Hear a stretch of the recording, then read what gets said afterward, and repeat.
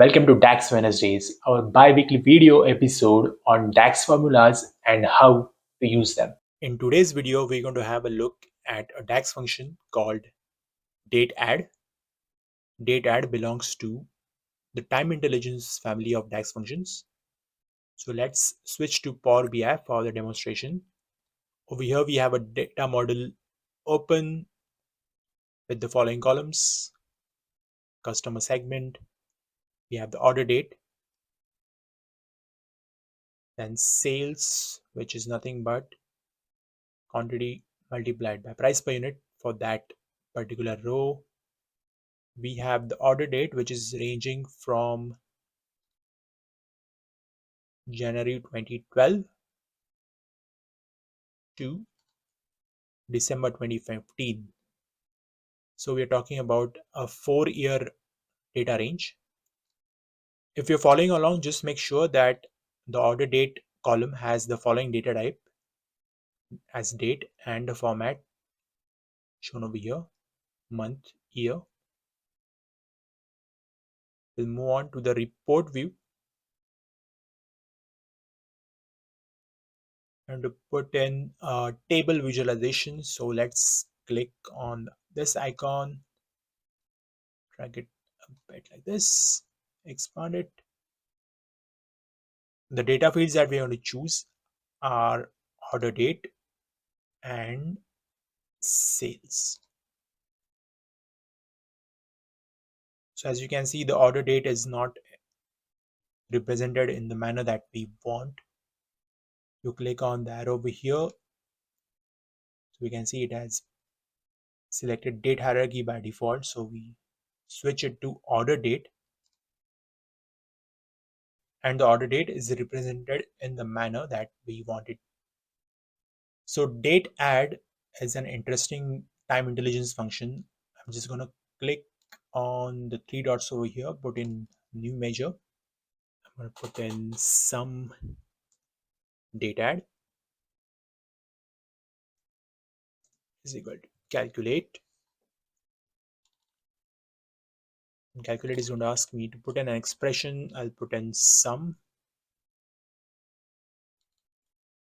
sales, it's a bracket,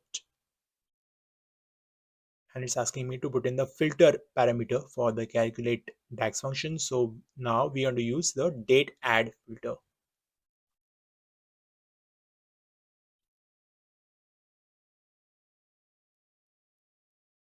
So DATEADD takes in 3 parameters. First one is dates, which we are going to choose as order date.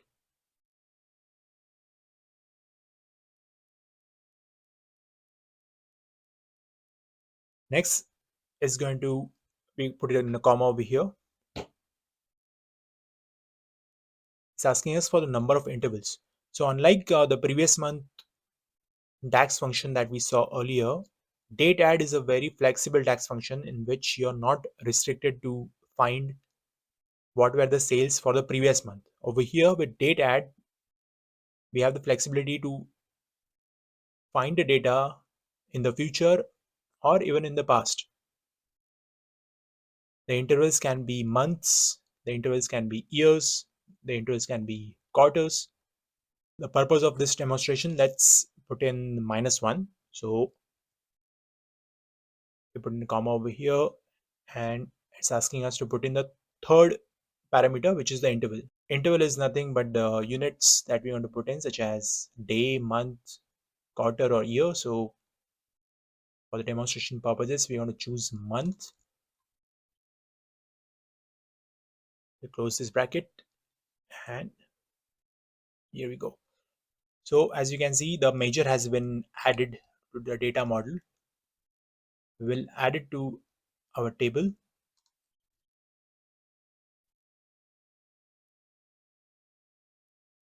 So as you can see, the column has been added. For the purpose of demonstration, I have also added this measure sales previous month, which we had a look in one of our previous videos. I have provided a link at the top right over here. So let's just click on it, and for the purpose of simplicity, I'm going to change sales previous month to sum previous month, so it's easier to differentiate between the two DAX functions. And I'm going to move this at the top, so this will be third. All right, so the fourth column is how we found out the sum by using the DAX function of DATEADD, whereas the third one is the column which represents the DAX function of previous month. I'm going to click on this measure again just to show you in what manner DATEADD is flexible as compared to the previous month DAX function. So if I want, I can change either this value, which is the number of intervals, from -1 to, let's say, -2. Let's see what happens now. So an interesting thing has happened. So for March 2012, it has returned me the value of January 2012. If I had to change to, let's say, -4. So it has given me the value of 4 months back. For May 2012, it was January 2012. So this DATEADD DAX function is very much flexible. Unfortunately, we cannot do the same thing with previous month. As you can see, for previous month, it just takes in one parameter, and the DAX function is pretty self-explanatory. It leaves no room for guessing what value it is going to give us back. So it's only going to give us back the value of the previous month, whereas DATEADD has this flexibility. Now, if I want to change it to, let's say, year, I'll do it -1 and year. What happens? All right. So it has, for January 2013, it has returned me the value of January 2012. And not only that, I can change it to quarter. Since our data model is not filtered down to days, we can use quarter. So as you can see, it has given me the value of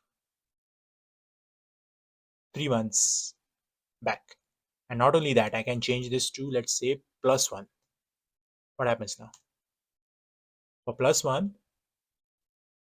for January 2012, it has returned me the value of April 2012, which is 3 months in advance. So you see, this is the kind of flexibility that we have with DATEADD, which we don't observe with previous month.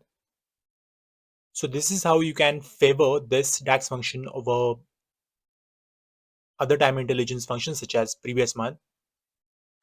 So what we'll do is we'll rank the time intelligence functions that we have seen so far. So since we only have seen 2, this is how the ranking looks like.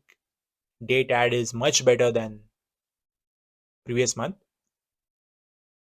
We'll see later on if DATEADD remains at the number 1 position or not as we add more time intelligence functions to this list.